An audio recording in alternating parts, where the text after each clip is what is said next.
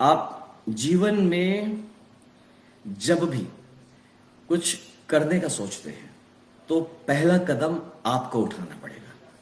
अगर मैंने सोचा कि मुझे पॉलिटिकल लाइफ में आना है, मुझे सोशल लाइफ में आना है, तो पहला कदम मुझे उठाना पड़ेगा।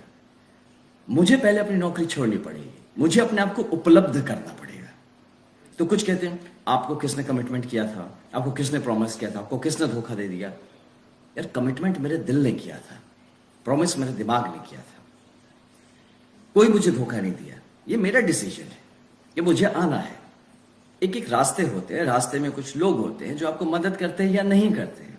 तो अगर कोई रास्ते में मदद करे या ना करे तो इससे आपका रास्ते पे निकलना कैसे प्रभावित होता है। ये तो आपका डिसीजन है उस रास्ते पे आना ना, ये किसी और के डिसीजन से तो आप आए नहीं। तो इसीलिए अगर कोई मदद ना कर पाए किसी कारणवश, ये ना कहे कि उसने मदद नहीं किया, किसी कारणवश कोई मदद ना कर पाए तो उसको ब्लेम नहीं करना है, अपनी मेहनत पे भरोसा रखना है, खुद मेहनत के लिए तैयार रहना है। जो मैं हूं, मैं अपने आप को कम से कम अगला 30-40 साल देख रहा हूं कि मैं आराम से पॉलिटिकल फील्ड में मैं काम कर सकता हूं। तो इसके लिए इसी को लेके किसी को हताश होने की जरूरत नहीं। मैं हताश नहीं हूं, बाकी क्यों हताश हो रहे हो? मैं खुश हूं, मैं समझ रहा हूं कि मेरी पॉलिटिकल मैच्योरिटी बढ़ेगी। इनफैक्ट पिछले कुछ महीनों में ही इतनी मेरी मैच्योरिटी इसके बारे में आ गई, समझदारी आ गई काफी सारी चीजों को लेके।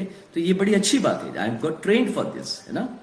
इसको आप कभी भी ऐसा नहीं सोचिएगा कि कोई किसी के साथ धोखा देता है। किसी भी मेरे भाइयों बहनों मित्रों, मैं आप सबसे ये रिक्वेस्ट करूंगा कि जीवन में आप जिस भी रास्ते निकले, आप जो भी करना चाहें अपने दम पे निकले, खुद करने का भरोसा रखें। ये ना सोचे कि किसी ने आपको एश्योरेंस दिया है, कमिटमेंट दिया है, कोई आपको करवा देगा, कोई आपको सीढ़ी तक चढ़ा सकता है। दैट्स इट, सीढ़ी खुद चढ़ना है ऊपर। आपको पकड़ा दिया कि ये बेटा सीढ़ी है, ये रखो पैर, अब चलो अपने आप ऊपर चढ़ो। कोई आपके लिए खाना बना सकता है, मुंह तक ला सकता है, खाने की जिम्मेदारी आपकी है। तो इसलिए कभी हम ब्लेम करने वाले एटीट्यूड पे ना जाएं। मेरा भी किसी से कोई ब्लेम नहीं, कुछ नहीं। लास्ट कुछ महीनों में मैं काफी ज्यादा जुड़ा हूं लोगों से, अपनी बात को व्यक्त किया है, अपने लोगों की बात सुनी है, उनको समझने की कोशिश की और अपनी बात समझाने की कोशिश की। इसमें हम समाज में यानी जनता में और मुझ में एक रिलेशन बिल्डअप हुआ, जिसमें कि काफी सारे भावनाओं का आदान प्रदान हुआ, आशाएं डेवलप हुई, कुछ उम्मीदें जागी, कुछ कमिटमेंट्स बने। और अगर सडनली हम इसी पे काम कर रहे थे कि शायद मेरे विचारधारा के हिसाब से एक पर्टिकुलर पार्टी से मुझे टिकट मिलता और मैं लोगों का सेवा करता और एक बड़े विजन जो देश पे चल रहा है उस विजन को और स्ट्रांगली इंप्लीमेंट करने की काबिलियत लेके आया था। और यहाँ पे मैं स्ट्रांगली इंप्लीमेंट करता पब्लिक इंटरेस्ट में। वो रास्ता नहीं हुआ, लेकिन वो कमिटमेंट तो है। लोगों के साथ जो एक मेरा अंडरस्टैंडिंग है, जो भाव जुड़ा है, उसको मैं कैसे छोड़ूं, उसको मैं कैसे दागा दे दूं, उसको मैं कैसे कह दूं कि यार जो बात हुई थी बस बात हुई थी, टिकट पर डिपेंडेंट था मेरा आपके लिए सर्विस ओरिएंटेशन। ये तो गद्दारी होगी ना मुझसे। मैं कैसे, फिर मेरा गांव है, मेरा घर है, मुझे आना है, मुझे लोगों से, इन्हीं लोगों से मिलना है, इनके बीच ही रहना है, कैसे कर सकता मैं गद्दारी।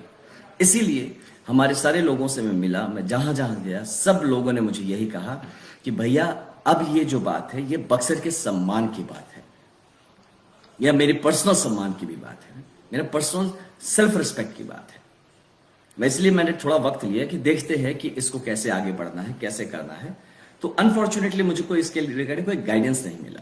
तो गाइडेंस नहीं मिला तो मैं ऐसे हाथ पे हाथ धरे तो बैठ नहीं सकता हूं। लोग मुझसे रोज पूछ रहे हैं मतलब कि भाई आप क्या कर रहे हो, आप हमें धोखा देने वाले हो क्या, आपसे बातें हुई थी, हमने कुछ सपने देखे थे अपनी इस क्षेत्र के डेवलपमेंट को लेके, हमने कुछ प्लान्स बनाए थे, उसका हुआ क्या भैया, आप क्या कर रहे हैं, सारा का सारा youth, how can I ditch them.